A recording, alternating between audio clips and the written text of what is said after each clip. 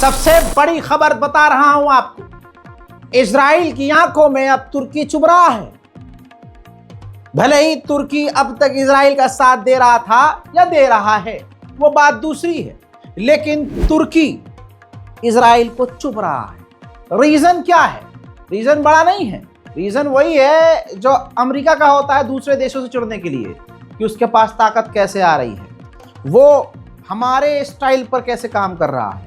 हजरात, तुर्की आंखों में इसलिए चुभ रहा है, ये रिपोर्ट मौजूद है और हर जगह यूरोप में यही बात हो रही है। इजराइल की एक सरकारी पार्टी है, ऑर्गेनाइजेशन है, इस कमेटी का नाम है नागेल कमेटी। ये बहुत धार्मिक कमेटी भी कही जाती है और इसका इजराइल की सरकार पर बहुत कंट्रोल होता है, पकड़ होती है और इसकी मान्यता होती है, बहुत मानते हैं इसको। इसने कहा है जैसे हमारा एम्बिशन है, जो हमारा ख्वाब है ग्रेटर इजराइल, वैसे ही उसी नक्शे कदम पर ये तुर्की चल रहा है। ये ऑटोमन एम्पायर के रास्ते पर है। मैंने अभी 4 दिन पहले बात की थी, खुदा की कसम बताइए मैंने कहा था कि नहीं कहा था कि मेरी जबान काली नहीं है। चीज़ें इंटरनेशनल न्यूज़ करते करते इतना समझ में आने लगी है मुझे कि मैं अच्छा नोटिस कर लेता हूं कि अब क्या होने वाला है। देखिए, रिपोर्ट मौजूद है। खबर यह है, मैंने आपसे जो कहा था कि जिस तरह से तुर्की सीरिया के अंदर अचानक से घुसा और सीरिया को पूरी तरह से कंट्रोल किया, और कल ही मैंने बताया था कि यही प्लान तुर्की का इराक के लिए भी है। इराक में भी ऐसे ही हम सत्ता पलटेंगे और वहाँ अपना पंजा गड़ाएंगे। अब इजराइल ने सोचा, अरे यार ये तो हम करते हैं, ये तुर्की कैसे कर रहा है? तो ये नागेल कमेटी ने अपने देश से यही कहा है इजराइल से कि हमें सतर्क सावधान रहना चाहिए और इजराइल भविष्य के लिए हमारे लिए एक बड़ा खतरा है। हमें इजराइल को यानी तुर्की से जंग के लिए तैयार रहना चाहिए। बात यहां तक आ गई है, जंग के लिए तुर्की से इजराइल को तैयार रहना चाहिए, क्योंकि वो एक पावरफुल देश है और उसका जो ऑटोमन एम्पायर वाला ख्वाब है वो हमारे लिए बड़ा खतरा है। ये इजराइल की कमेटी का कहना है। इराक के अंदर एक जो कुर्द का इलाका पड़ता है, कुर्द का इलाका ईरान में भी पड़ता है, तुर्की में पड़ता है, और ये लोग मांग करते हैं कि हमें अलग देश बनाकर दे दिया जाए। तो इराक वाले एरिया में जो कुर्दिस्तान पड़ता है, उस इलाके के जो प्राइम मिनिस्टर हैं वो तुर्की पहुंचे हैं और तुर्की में उन्होंने एर्दोगान से मुलाकात की है। अब भविष्यवाणी सुन लीजिए, जो मेरे को ऐसा लगता है, क्योंकि अभी तुर्की ने कहा कि जैसे हमने सीरिया में किया वैसे हम इराक में करेंगे, कर सकते हैं। तो इराक में ये जो कुर्दिश प्राइम मिनिस्टर है, एक देश में 2 प्राइम मिनिस्टर, ऐसे कैसे?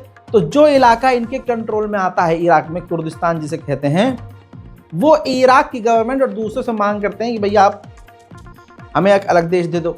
तो ऐसा भी हो सकता है कि इन्हीं का इस्तेमाल करके, इन्हीं को सपोर्ट करके इराक में अपना पैर एर्दोगान जमाए। एक लंबे समय के बाद सीरिया के अंदर एक बड़ी खबर आई, अच्छी खबर, कि ये तस्वीर देख लीजिए, दमिश्क इंटरनेशनल एयरपोर्ट को शुरू कर दिया गया है। सीरिया में आवाजाही अब शुरू हो गई है। उधर कतर तो इस तरह सामने आया है मदद के लिए सीरिया की, क्या ही कहना भैया। कतर का प्लान ये है कि सीरिया के जो ऑफिसर्स हैं, जो सरकारी नौकरी है कर रहे हैं जो लोग, उनको तनख्वाह कतर देगा। ऐसी ऐसी चीजें हम देख रहे हैं जो शायद हमने कभी देखी नहीं।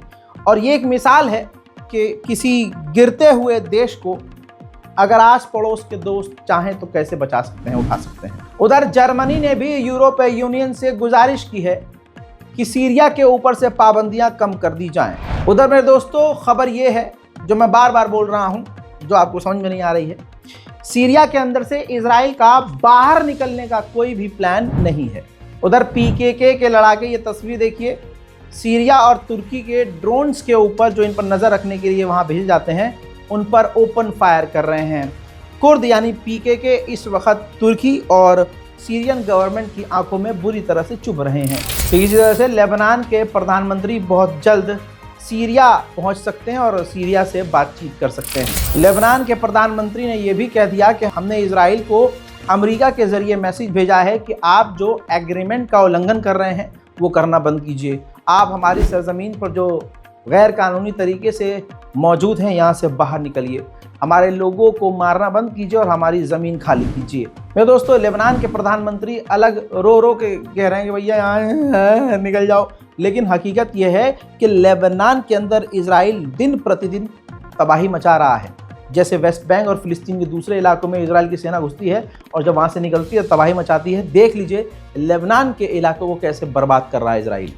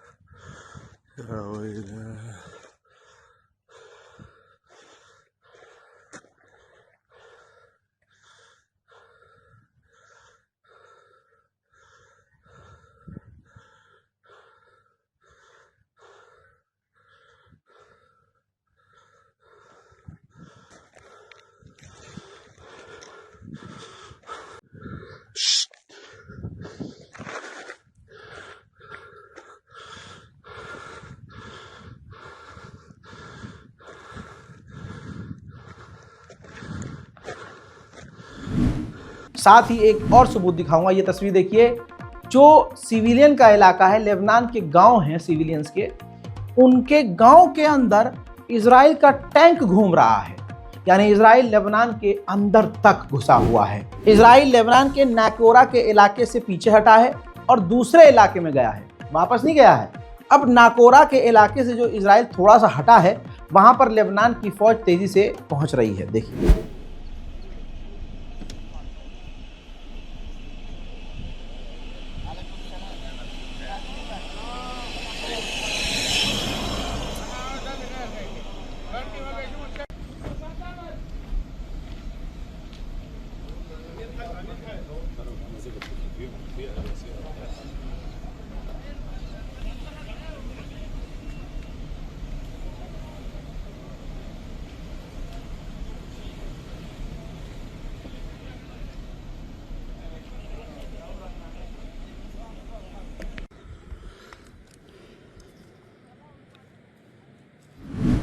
मेरे दोस्तों, इराक ने ऐलान किया है कि 400 किलोमीटर लंबी दीवार सीरिया के बॉर्डर पर हमारी बनकर तैयार होने वाली है। मेरे दोस्तों, जो ऑर्गेनाइजेशन है जो इजराइल के सैनिकों को ढूंढ ढूंढ कर उन पर केस कर रही है, हिंद रजब फाउंडेशन, ब्राज़ील के अंदर पहले वो एक कंप्लेन करती हैं, जिसके बाद ब्राज़ील में मौजूद वो इजराइल का सैनिक भागकर अर्जेंटीना चला जाता है। फिर अब यही हिंद रजब फाउंडेशन वहाँ पहुँची है अर्जेंटीना और वहाँ की कोर्ट से रिक्वेस्ट कर रही है कि आप कार्रवाई करें इजराइल के सैनिक के खिलाफ जिसने वॉर क्राइम किया है।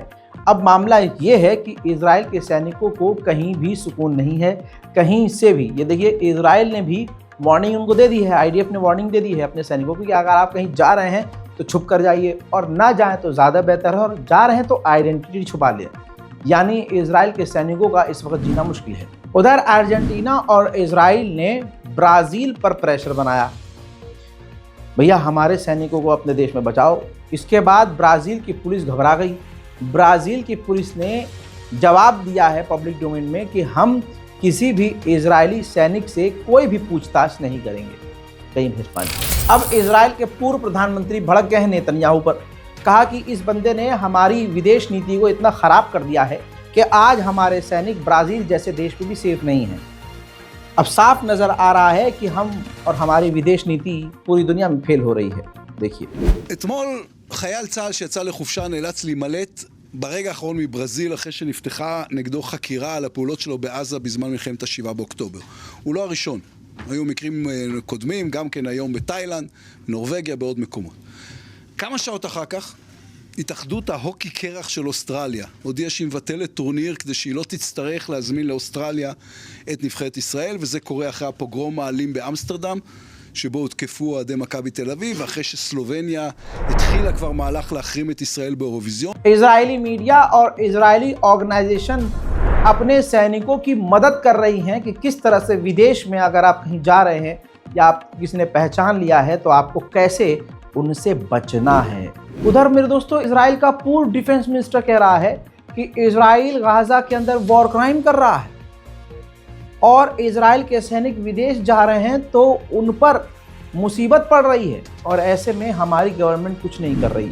उधर मेरे दोस्तों इजराइल कितना बड़ा आतंक है आप इस पोस्ट से समझिए। ट्विटर पर खुलेआम एलन मस्क की माँ का साकी नाका, ये देखिए, जो दूसरे लोग कुछ बोल देते हैं तो उनके अकाउंट को उड़ा देता है इजराइल, लेकिन ये खुला आतंक को जो सपोर्ट कर रहा है ये इजरायली व्यक्ति ह्यूमन राइट को कमेंट करके कहता है कि अपने पेजर से दूर रहना, यानी पेजर में जिस तरह से धमाका करके दूसरे देशों में आतंक इजराइल ने मचाया वैसा ही हमला करने की धमकी सोशल मीडिया प्लेटफॉर्म पर इजराइल के नेता दे रहे हैं, नेता कर रहे हैं ये सब। जैसे देखिए, अब यहाँ पर ट्विटर कुछ नहीं बोला, लेकिन हुथीज के तमाम ट्विटर अकाउंट्स को या हुथीज के जो लोग अकाउंट चला रहे थे सोशल मीडिया पर, जो खासकर ट्विटर, एलन मस्क ने उन तमाम हुथियों के, तमाम यमन के उन फाइटर्स के सोशल मीडिया अकाउंट, ट्विटर खासकर अकाउंट को ब्लॉक कर दिया है, बैन कर दिया है। लेकिन इजराइल का कोई नेता फिलिस्तीनियों के घर को आग लगाता हुआ, उनको मारता हुआ और उनको धमाके की धमकी देता हुआ कोई ट्वीट करता है तो एलन मस्क अंधा हो जाता है। हजरात, अब इजराइल का जनरल खुद बता रहा है कि हम हार गए हैं। ये 3 बड़े पॉइंट्स आपके सामने हैं जो उसने कहे हैं। दोस्तों, जनरल ग्योरा ईलैंड ने कहा है कि हमने मिलिट्री ऑपरेशन गाजा के अंदर कर कुछ भी हासिल नहीं किया है सिवाय इसके कि हमने अपने सैनिक खोए हैं। इजराइल को, हमारे मुल्क को गाजा के साथ तुरंत कॉपरेशन करना चाहिए, डील करनी चाहिए और इस जंग का खात्मा करना चाहिए। तीसरा जो पॉइंट उन्होंने बोला, उन्होंने कहा कि हमास को और हमास के रूल को ख़त्म करने के लिए मिलिट्री का इस्तेमाल करके उन पर हमला करना ये कोई भी इफ़ेक्टिव ऑप्शन नहीं रहा, ना है। मिलिट्री के ज़रिए हम हमास को और उसके रूल को ख़त्म नहीं कर सकते। बताइए, इससे बड़ा सबूत क्या चाहिए कि इजराइल का टॉप जनरल ये बात कह रहा है। हज़रात मोहतरम, इस रिपोर्ट को शेयर कीजिए, दुआओं में याद रखिए। जय हिंद।